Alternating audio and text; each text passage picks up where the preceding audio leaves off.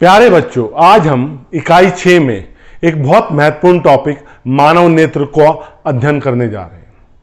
मानव नेत्र को हम भौतिकी में प्रकाश यंत्र कहते हैं, क्योंकि ये मानव की एक शरीर का एक ऐसा भाग है जिसके बिना अगर ये नेत्र नहीं है तो संसार क्या होता है, अंधकार में होता है। मानव नेत्र करता क्या है? मानव नेत्र जो वस्तुएं होती हैं प्रकाशित, उनका प्रतिबिंब स्पष्ट रूप से रेटिना में बनाता है, स्पष्ट रूप से।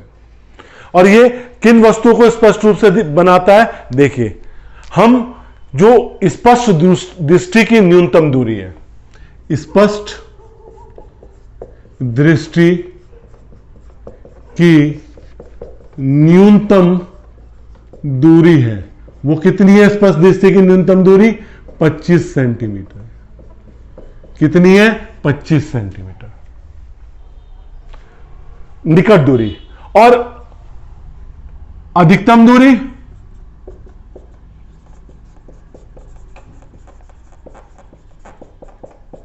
अनंत। मतलब हमारा नेत्र क्या करता है? 25 सेंटीमीटर से आंख और वस्तु के बीच में अगर दूरी 25 सेंटीमीटर से कम है तो उसका स्पष्ट नहीं दिखाई देती वस्तु कब स्पष्ट दिखाई देती है? जब मानव नेत्र और वस्तु के बीच की दूरी 25 सेंटीमीटर या उससे अधिक होती है। तो हमारा नेत्र 25 सेंटीमीटर को भी फोकस कर लेता है और जो वस्तु अनंत पे है उसको भी फोकस कर लेता है। तो ये क्या कहलाती है? इसकी समंजन क्षमता, संमंजन क्षमता कहलाती है। क्या कहलाती है? संमंजन क्षमता।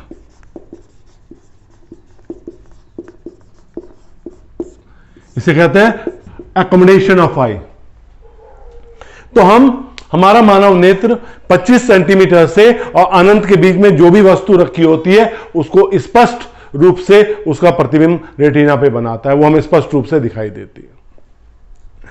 जब वस्तु अनंत पे होती है, बहुत दूर होती है, तो हमारी आंखों की जो मांसपेशियां होती हैं वो तनाव रहित होती है। कैसी होती है? तनाव रहित होती है। तो उसका प्रतिबिंब कहां बनता है? रेटिना पे बनता है। जब वस्तु हमारे पास होती है तो मांसपेशियां तनाव होता है, मांसपेशियों में तनाव होता है, तो उस तनाव के कारण भी उसका वस्तु का प्रतिबिंब कहां बनता है? हमारा कहां बनता है? रेटिना पे बनता है। अब हम कुछ चीज डिस्कस करने जा रहे हैं कि हम 25 सेंटीमीटर से अनंत तक की दूरी को फोकस करते हैं तो हमारी जो आंखों की दृष्टि विस्तार है, तो हमारा दृष्टि विस्तार कितना हो गया? दृष्टि विस्तार नेत्र का वो क्या है? 25 सेंटीमीटर से अनंत तक है, अनंत तक। ठीक है, अब हम इसे डिटेल में डिस्कस करेंगे। हम निकट वस्तु के लिए हमारा कितनी क्षमता होती है, लेंस की क्षमता होती है, उसके लिए कितनी होती है, उसकी क्षमता की गणना करेंगे। क्या करेंगे? क्षमता की क्या करेंगे? गणना करेंगे। कैसे? अब हम किसके लिए केस ले रहे हैं? निकट वस्तु के लिए। निकट वस्तु के लिए कितना निकट मानव नेत्र के पास वस्तु हो सकती है? 25 सेंटीमीटर पे। देखो, ये हमारी आंख है, ठीक है साहब। ये हमारी आंख का क्या है? लेंस है। हमने एक वस्तु रखी, ये वस्तु कहां पे है? u is equal to -25 centimetre पे। ये वस्तु रखी, इसका प्रतिबिंब कहां बन रहा है? मानव नेत्र कहां बना रहा है? रेटिना पर आई। और ये जो दूरी v है, ये v 2.5 सेंटीमीटर है। ये वाली दूरी मानव नेत्र और रेटिना के बीच की दूरी जो हेल्दी आई होती है उसके लिए कितनी होती है? 2.5 सेंटीमीटर होती है। तो u कितना हो गया हमारा? -25 सेंटीमीटर। v कितना हो गया? 2.5 सेंटीमीटर। इसे बढ़िया तरीके से लिख दें 25/10 सेंटीमीटर, आसानी रहेगी। फोकस दूरी का सूत्र क्या होता है लेंस के लिए? 1/v माइनस 1/u, यही होता है ना। तो 1/f कितना हो गया? 25/10 माइनस -25। नेक्स्ट उसमें क्या आ जाएगा? 1/f is equal to 1/10/25 plus 1/25। कितना एलसीएम लिया? 25। 10 प्लस 1, तो 1/f क्या कितना हो गया? 11/25। तो f कितना हो गया? 25/11 सेंटीमीटर। अब नेत्र लेंस की क्षमता कितनी हो जाएगी? नेत्र लेंस की क्षमता P का सूत्र क्या होगा? 100/f किसमें? सेंटीमीटर में। मीटर में होता है तो 1/f मीटर होता। तो ये क्या हो गया? 100, ये 25/11 डायोप्टर। ये कितना हो गया? 100 इंटू 11/25 डायोप्टर। तो कितना आ गया? ये 44 डायोप्टर। 25 चौका 100, 4 चौक 44। तो कितना आ गया? 44 डायोप्टर। किसके लिए? निकट के लिए, निकट वस्तु के लिए। अब इसी तरह हम दूर वस्तु के लिए करेंगे।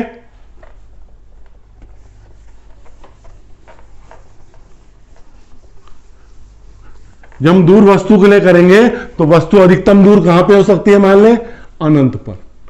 कहां पे हो सकती है? अनंत पर। तो अनंत पे हमारी वस्तु एक दूर रखी हुई है, तो उसका क्या होगा देखो जरा।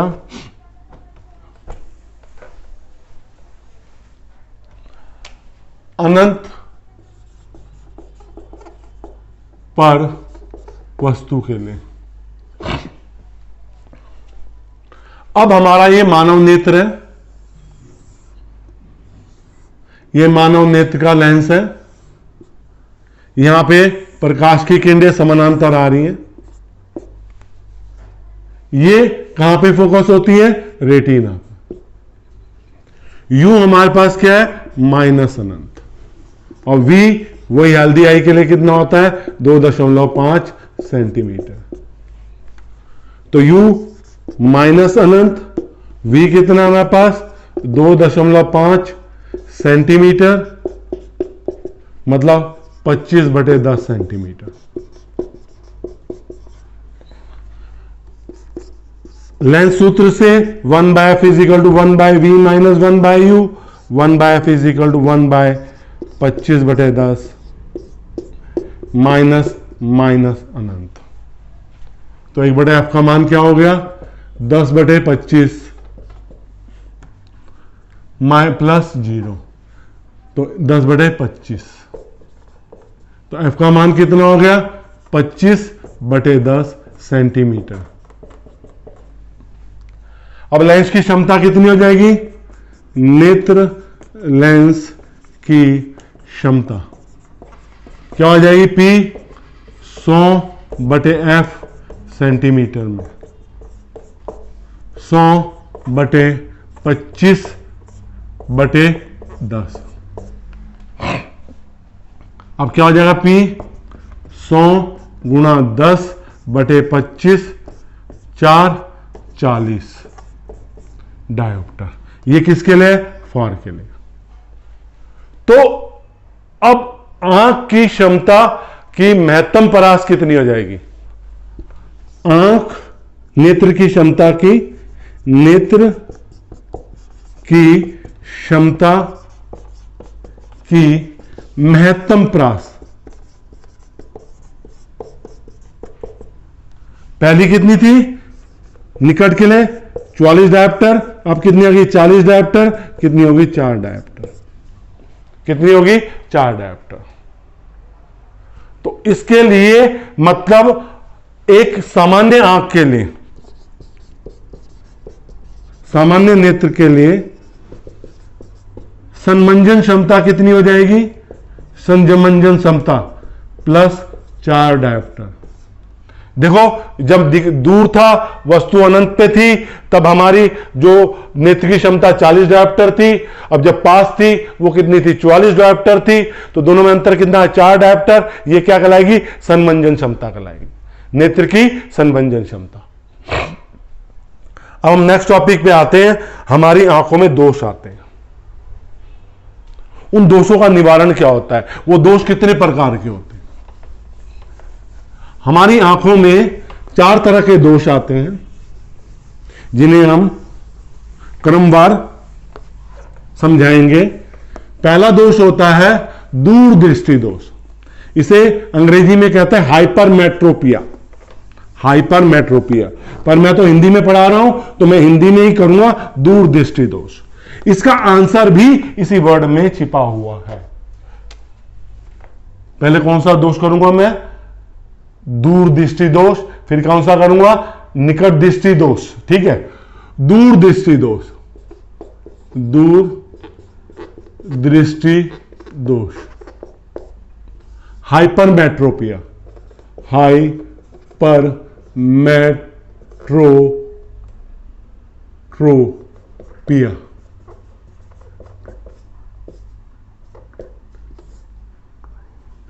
ठीक है,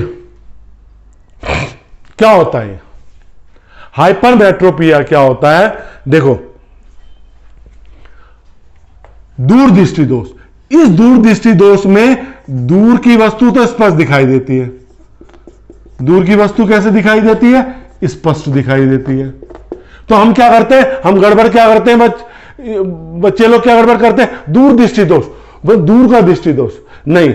दूरदृष्टि दोष का मतलब है जो वर्ड आ रहा है वो उस दूरी पर वस्तु हमें स्पष्ट रूप से दिखाई दे रही है, लेकिन निकट की वस्तु स्पष्ट नहीं दिखाई देती, नहीं दिखाई देती है। देखो, चित्र बनाते हैं इसमें। ये हमारी आंख है। दूर से जो वस्तु आ रही है वो क्या हो रही है? रेटिना पे फोकस हो रही है। प्रतिबिंब कहां बन रहा है? रेटिना पे बन रहा है, दूर का। और जो पास वाली वस्तु है उसमें क्या हो रहा है? उसमें जानते हैं, जो पास वाली वस्तु है वो क्या करती है?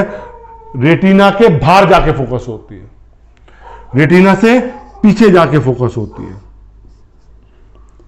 ये वस्तु है, ये प्रतिबिंब रेटिना से पीछे बन रहा है। तो जो निकट वाली वस्तु है वो स्पष्ट रूप से दिखाई नहीं दे रही, और दूर वाली वस्तु क्या है? स्पष्ट रूप से दिखाई दे रही है।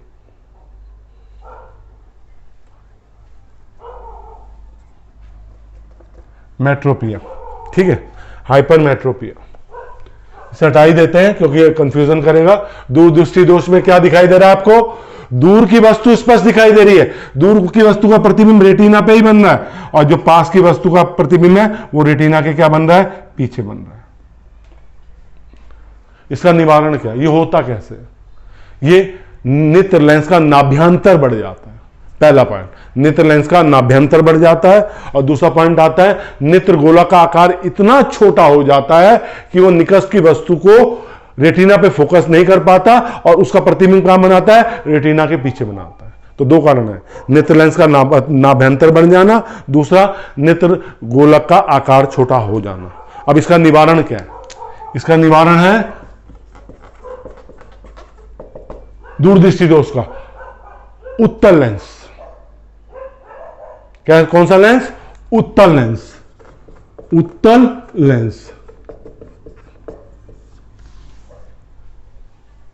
उपयुक्त नाभ्यंतर उत्तल लेंस। उपयुक्त नाभ्यंतर जैसा हमें चाहिए, हर उत्तल लेंस नहीं, उपयुक्त नाभ्यंतर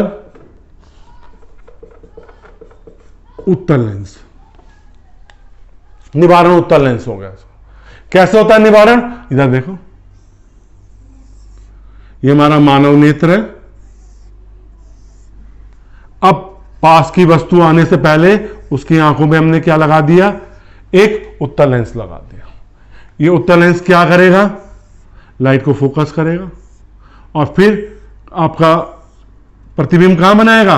उपयुक्त नाभ्यंतर वाला रेटिना पे ही क्या बनाएगा? आपका प्रतिबिंब बना देगा। तो इस तरह दूरदृष्टि दोष क्या होता है? दूर की वस्तु स्पष्ट दिखाई देती है, निकट की वस्तु स्पष्ट नहीं दिखाई देती। इसका निवारण क्या है? उपयुक्त नाभ्यंतर का उत्तल लेंस। उत्तल लेंस क्या करता है? प्रकाश को एक बिंदु पे फोकस करता है। मतलब जो आपतित किरणें होती है अपवर्तन के पश्चात क्या होती है? मुख्य अक्ष की ओर ज्यादा से ज्यादा मोड़ देता है। अब दूसरा आता है निकट दृष्टि दोष। निकट दृष्टि दोष, जैसा नाम है निकट, निकट देख के कंफ्यूज नहीं होना। निकट की वस्तु तो दिखाई देगी, लेकिन दूर की वस्तु क्या होगी? दिखाई नहीं देगी। निकट की वस्तु तो दिखाई देगी, परंतु दूर की वस्तु नहीं दिखाई देगी। इसे मेट्रोपिया भी कहते हैं। निकट दृष्टि दोष, निकट दृष्टि दोष। निकट दृष्टि दोष में मतलब निकट की वस्तुएं कैसी दिखाई देंगी? स्पष्ट। और दूर की वस्तुएं स्पष्ट नहीं दिखाई देंगी, नहीं दिखाई देंगी। तो जैसे हमारी आई है ये, यहां पे निकट की वस्तु जो है वो दिखाई दे रही है, वो रेटिना पे ही फोकस हो रही है। लेकिन जो दूर की वस्तु है उसमें क्या हो रहा है? वो पहले ही फोकस हो जा रही है। उनका प्रतिबिंब रेटिना से पहले ही बन जा रहा है जो दूर की वस्तु आ रही है। तो इसका निवारण क्या है? इसके कारण क्या है? निवारण तो बाद में करेंगे। इसके कारण क्या है? नेत्र गोलक के आकार में वृद्धि हो जाती है। नेत्र गोलक के आकार में क्या हो जाती है? वृद्धि हो जाती है। कॉर्निया में अधिक वक्रता होती है, मतलब वहां नाभ्यंतर यहां पे क्या हो जाता है? घट जाता है। तो इसका निवारण क्या है? निवारण उपयुक्त नाभ्यंतर का अवतल लेंस। अवतल लेंस, ये ध्यान रखना, अवतल लेंस प्रकाश को फैलाता है। तो ये कैसे उपयोग होता है? ये देखो, ये हमारा मानव नेत्र हो गया। हमने यहां पे क्या लगा दिया? आपका अब प्रकाश की किरणें कहां से आ रही है? हमें निकट की वस्तु दिखाई दे रही है, दूर की नहीं दिखाई दे रही। तो हमने यहां पे क्या लगा दिया? एक अवतल लेंस लगा दिया। प्रकाश की किरणें समानांतर आई, उसने थोड़ा सा इन्हें फैला दिया। अब लेंस जो फैलाया वो वहां पे कहां पे फोकस हो गया? रेटिना पे फोकस हो गया। ठीक। तो इस तरह हम निकट दृष्टि दोष का मतलब क्या है? निकट की वस्तु दिखाई दे रही है, दूर की वस्तु नहीं दिखाई दे रही है। इसका कारण क्या आते हैं? नेत्र गोलक का आकार में वृद्धि हो जाती है और कॉर्निया में अधिक वक्रता होती है। इसका निवारण कैसे है? इसको उपयुक्त नाभ्यंतर का अवतल लेंस हम प्रयोग करते हैं। अब दो दोष और आते हैं जो निकट दृष्टि दोष और दूर दृष्टि दोष का योग होता है। इसे क्या कहते हैं? अति बिंदु जरा दृष्टि दोष, सॉरी जरा दृष्टि दोष। कौन सा? जरा दृष्टि दोष, प्रेस बायोपिया अंग्रेजी में कहते हैं। कौन सा दोष कहते हैं? प्रेस बायोपिया, मतलब जरा बिंदुकता। इसमें क्या होता है? जैसे जैसे हमारी एज बढ़ती है, ना तो हम पास का देख पाते हैं, ना हम दूर का देख पाते हैं। ना तो हम पास का देख पाते, ना हम क्या देख पाते? दूर का। जरा दृष्टि दोष, ना तो हम निकट का स्पष्ट देख पा रहे, निकट का स्पष्ट नहीं देख पा रहे, ना हम दूर का स्पष्ट देख पा रहे। तो दोनों रोग आ जाते हैं, जिसे दूरदृष्टि दोष भी कहते हैं और निकट दृष्टि दोष भी रहते हैं। दोनों दोष हमारी आंखों में आ जाते हैं। तो ऐसी आंखों के लिए निवारण क्या करते हैं? देखो, जब हम पास का पढ़ते हैं तो पास का जब हमें पढ़ना होता है तो पास का हम ऐसे देखते हैं, यहां नीचे। ये जरा मेरा जो है ना, ये मेरा कौन सा दोष है जरा बताएंगे? मैं निकट की वस्तुएं देख सकता हूं और दूर की नहीं देख सकता। निकट दृष्टि दोष है मेरे पे। निकट की वस्तु देख सकता हूं, दूर की वस्तु नहीं देख सकता। मेरा भी निकट दृष्टि दोष है। और जो लेंस है यहां पे वो अवतल लेंस है। पर यहां पे क्या करेंगे हम? इस लेंस में हम क्या करेंगे? ये वाला भाग, आधा भाग, मैं डॉटेड डॉटेड करता हूं, आपको नजर आएगा। ये आधा भाग हम क्या कर देंगे, आधा भाग में हम नीचे कौन सा लेंस लगाएंगे, हमें कौन सा देखना है, हमें कहां का देखना है, पास का देखना है, तो हम यहां उत्तल लेंस लगाएंगे। ऊपर वाले भाग में कौन सा लगाएंगे, अवतल लेंस। जो हमारा ये लेंस है इसको बायफोकल लेंस भी कहते हैं। ये किसी में ऐसे होता है और किसी में आधा बटा होता है। ऊपर का भाग कैसा होता है, अवतल लेंस होता है, और नीचे का भाग क्या होता है, उत्तल लेंस होता है। क्योंकि अवतल लेंस की सहायता से हमें दूर का देखना है, जो दूर स्पष्ट नहीं दिखाई दे रहा। उत्तल लेंस की सहायता से पास का, जो हमें पास स्पष्ट नहीं दिखाई दे रहा। तो जरा बिंदु दृष्टि दोष में क्या होता है, दोनों दोष होते हैं। उसका निवारण क्या करते हैं हम, कौन से, द्विफोकस लेंस का प्रयोग करते हैं। ऊपरी पृष्ठ क्या हो गया, अवतल, और निचला पृष्ठ क्या हो गया आपका, अवतल, उत्तल। फिर आती है, हमारा नेक्स्ट आता है अति बिंदुकता। अति बिंदुकता, अति बिंदुकता जो चौथा दोष है, तीसरा है और ये चौथा, बिंदुकता। अति बिंदुकता होता क्या है, मानव जो नेत्र है हमारा वो एक साथ क्षैतिज, ये क्षैतिज और ऊर्ध्वाधर रेखाओं को एक साथ फोकस नहीं कर पाता जब ये दोष होता है। या तो वो जब क्षैतिज रेखा को फोकस करेगा तो ऊर्ध्वाधर अस्पष्ट होगा, जब ऊर्ध्वाधर को देखेगा तो क्षैतिज अस्पष्ट होगा। ये हेल्दी आई के लिए, सामान्य नेत्र के लिए। इसमें जब क्षैतिज को फोकस करेगा तो ऊर्ध्वाधर रेखाएं स्पष्ट नहीं होंगी, ऊर्ध्वाधर को फोकस करेगा तो क्या होगी, क्षैतिज स्पष्ट नहीं होंगी। इस दोष को क्या कहते हैं, अति बिंदुकता कहते हैं। ये होता क्यों है, इसमें जो हमारे मानव नेत्र होते हैं वो पूर्ण जो गोल नहीं होते जिन व्यक्तियों के, तो उनमें अति बिंदुकता का दोष आता है। ठीक है, जो अति बिंदुकता का दोष आता है। अब इसके निवारण के लिए हम क्या करते हैं, इसके निर्माण के लिए हम बेलनाकार लेंसों का प्रयोग करते हैं। कैसे, देखो मैं आपको एक चीज दिखाता हूं। ये हमारी जाली है, एक जाली है, इसको हम जब फोकस कर रहे हैं तो ये ऐसे दिखाई देगी,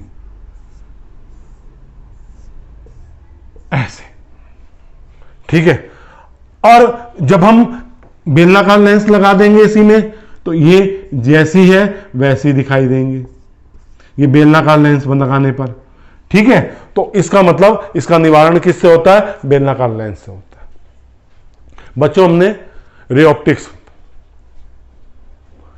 मतलब आपकी जो रे ऑप्टिक्स है उसके सारे अध्यायों का कंप्लीट कर दिया है। अभी नेक्स्ट सेशन में हम क्या करेंगे, हम आपको वेव ऑप्टिक्स के बारे में के अध्यायों को समझाएंगे। तो जो हमने रे ऑप्टिक्स में समझाया बहुत आसान और साधारण तरीके से समझाने की कोशिश मेरी है। वो अगर आपको समझ में आती है तो मेरी कोशिश कामयाब है, अगर आपको समझ में नहीं आ रही है तो कहीं ना कहीं मेरी कोशिश दोषपूर्ण है। मैं मानता हूं इस चीज को, क्योंकि मैं सभी बच्चे मेरा समझाया नहीं समझ सकते। लेकिन बेटे, अगर आप वीडियो को पहली किसी भी चैप्टर के, किसी भी इकाई के पहली वीडियो से देखना शुरू करेंगे तो मेरा ये विश्वास है जिस भाषा में मैंने समझाया वो आपको पूरा का पूरा अध्याय आगे तक समझ में आता रहेगा। लेकिन आप मेरी वीडियो को बीच में देखेंगे तो बेटे वो समझना मुश्किल हो जाएगा।